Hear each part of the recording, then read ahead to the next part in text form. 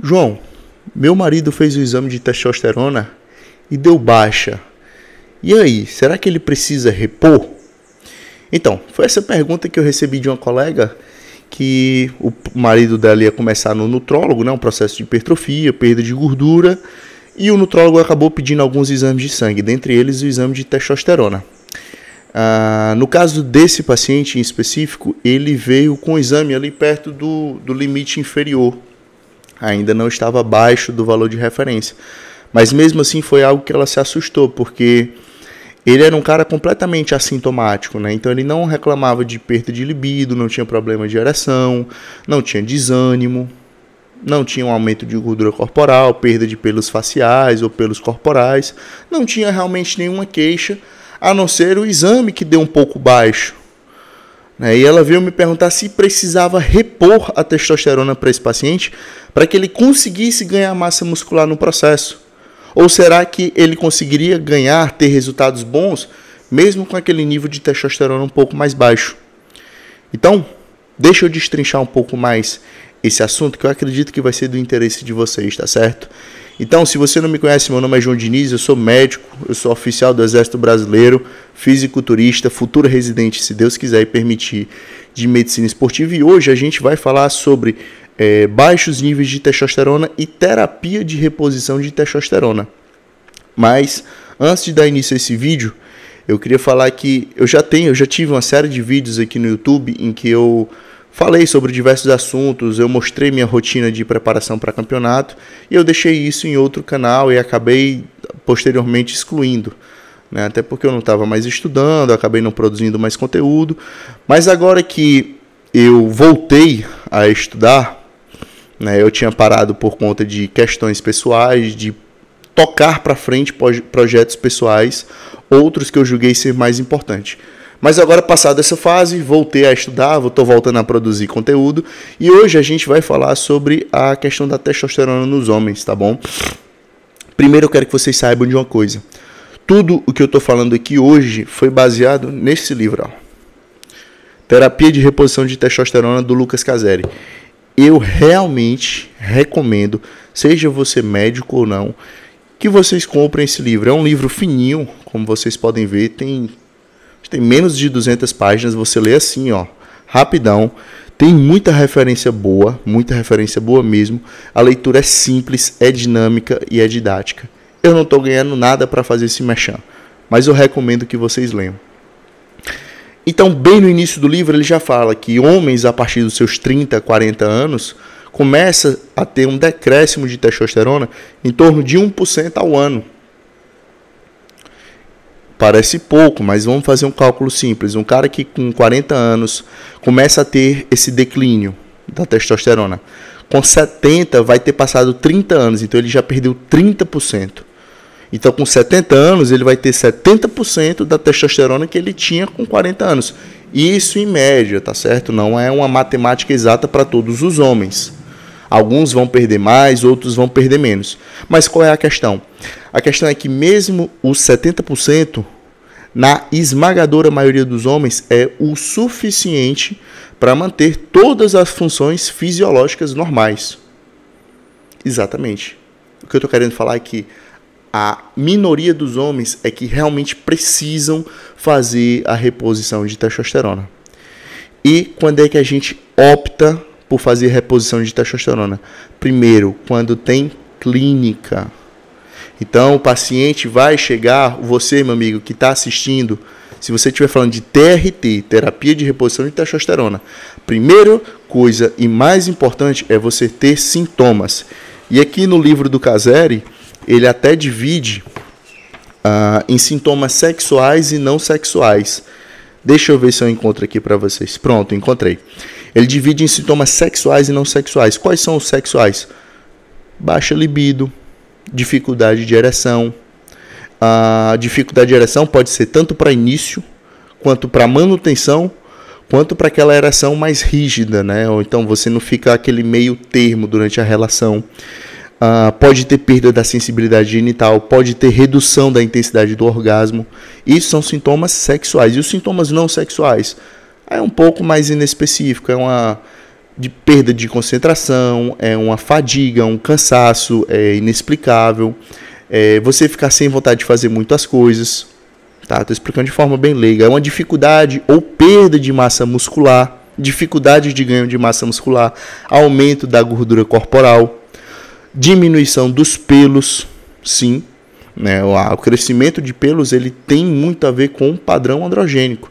Então, um homem que naturalmente ele já tem uma quantidade de pelos maiores, ele vai perceber que está mais difícil crescer pelos, principalmente barba, certo? Que tem muita relação com o componente androgênico.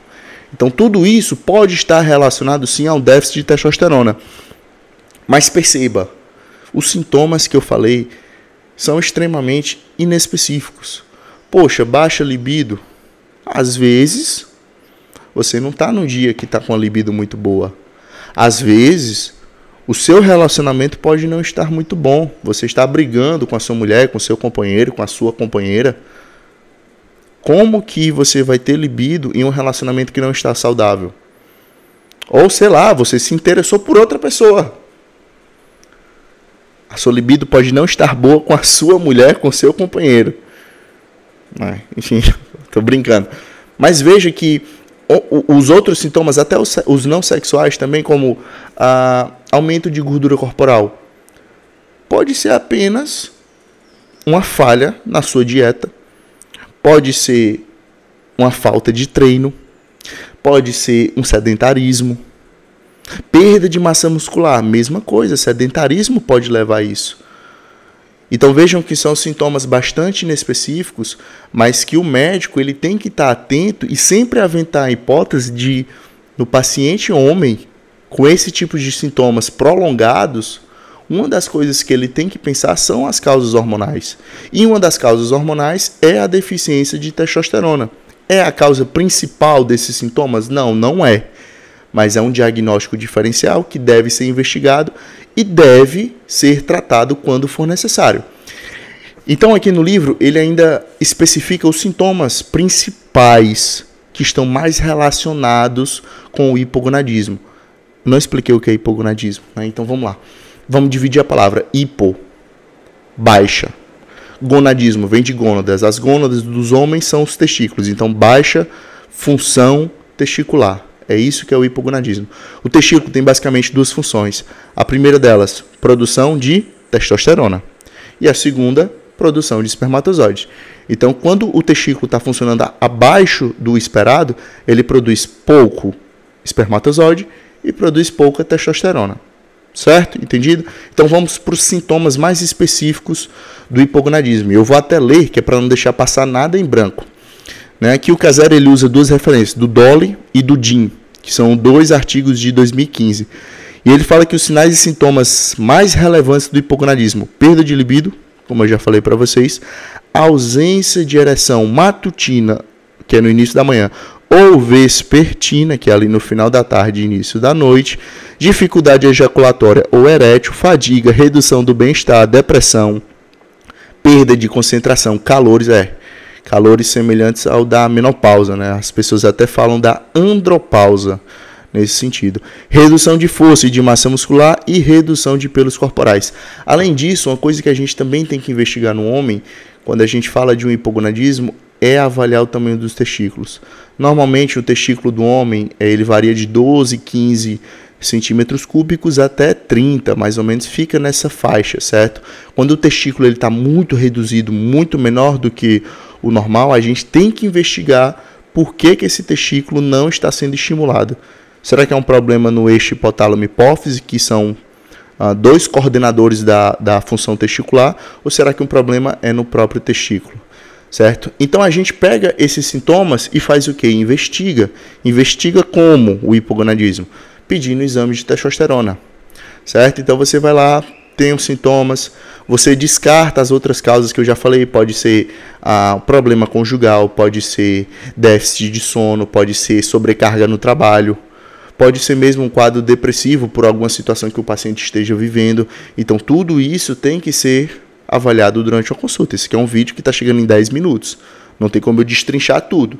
O ideal é que se faça uma consulta para isso. e a gente dosa a testosterona. Normalmente os valores de referência ficam entre 300, 350 até 900 mil. 900 ou 1000, né? 900 mil não, 900 ou 1000. Nessa faixa a gente diz que está no range fisiológico. Alguns homens podem se manter no nível de testosterona além dos 900 e ficar bem, que é o normal dele, e alguns homens podem ficar abaixo dos 300 e ainda assim não ter sintomas. Pode ser o normal dele, a testosterona mais baixa. Isso não quer dizer que ele vai ter mais dificuldade ou mais facilidade para ganhar massa muscular, mais dificuldade ou mais facilidade para ganhar gordura, certo? Testosterona normalmente, para causar efeitos estéticos, isso não sei o que estou falando, isso é estudo do Bazin, já tem estudo de 98, 99, 2001, né, da década do século passado, falando que para ter resultados estéticos, as dosagens precisam ser suprafisiológicas.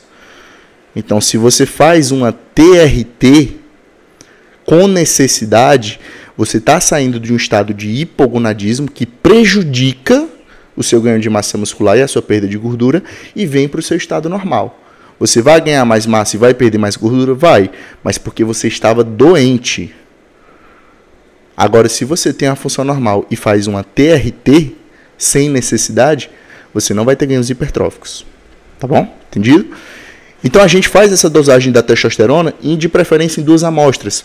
Essas amostras também de preferência devem ser coletadas até as 10 horas da manhã, que é o momento em que a gente tem o pico fisiológico de testosterona do homem, é no período da manhã, em torno ali de 7, 8, 9 horas da manhã.